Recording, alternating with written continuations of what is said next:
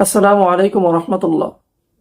সম্মানিত দর্শকবৃন্দ, আশা করি আপনারা সকলেই ভালো আছেন।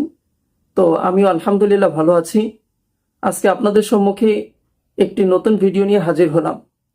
তো আপনারা জানেন আমি সবসময় ইসলামী ভিডিও আপলোড করি।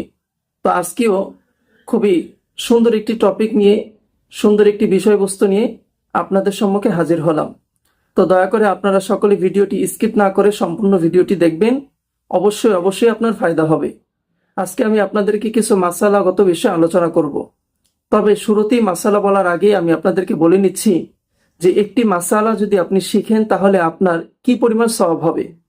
যদি কোনো ব্যক্তি দ্বীনের স্বার্থে একমাত্র আল্লাহর সন্তুষ্টির জন্য নিজে আমল করবে, এই জন্য একটি মাসালা যদি শিখে, তাহলে 1000 রাকাত নফল নামাজ পড়লে যে সওয়াব, একটি মাসালা শিখলে ওই ব্যক্তির আমল নামায় আল্লাহ তাআলা ওই পরিমাণ সওয়াব দান করবে। সুবহানাল্লাহ।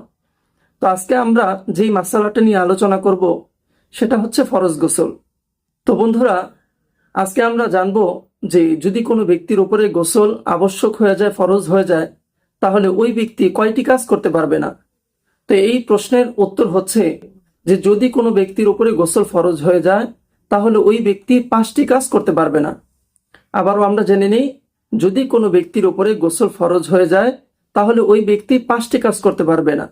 নাম্বার 1, যদি কোনো ব্যক্তির উপরে গোসল আবশ্যক হয়ে যায় তাহলে ওই ব্যক্তি মসজিদে অবস্থান করতে পারবে না।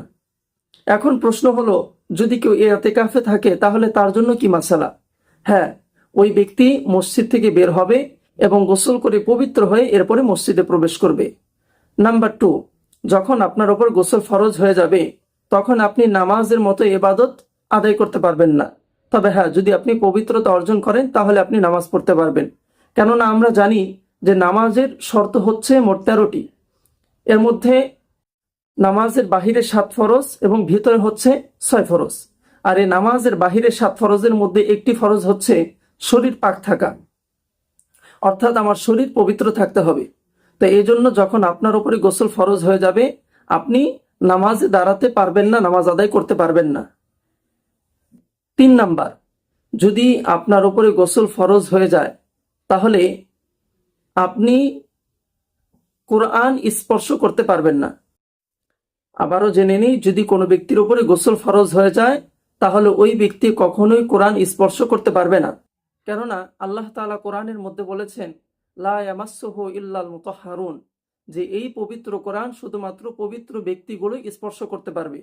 এই জন্য যদি আপনার উপরে গোসল ফরজ হয়ে যায় আপনি কোরআন স্পর্শ করতে পারবেন না।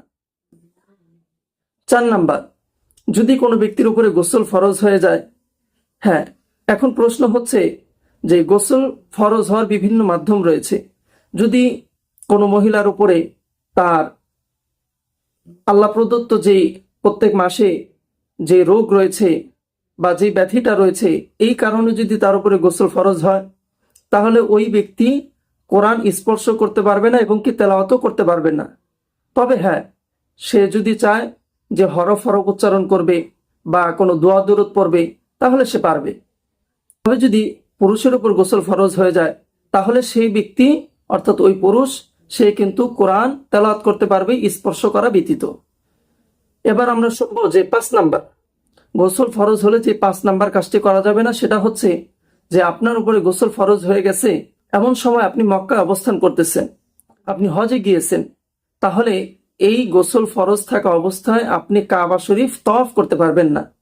তো এই হলো মোট 5টি কাজ, যে 5টি কাজ আপনার উপরে গোসল ফরজ হয়ে গেলে আপনি করতে পারবেন না। তো আশা করি আমরা সকলেই বিষয়টি ভালো করে বুঝলাম। তবে হ্যাঁ, যদি আপনাদের অন্য কোনো বিষয় যদি কোনো প্রশ্ন থাকে অথবা বিষয়টি যদি ভালো করে না বুঝে থাকেন তাহলে কমেন্ট বক্সে কমেন্ট করবেন। অবশ্যই আমি আপনার প্রশ্নের উত্তর নিয়ে নতুন একটি ভিডিও আপলোড করব।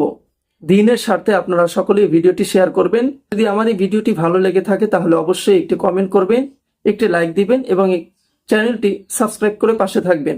তো আজকের মতো এখানেই বিদায় নিচ্ছি। আসসালামু আলাইকুম ওয়া রাহমাতুল্লাহ।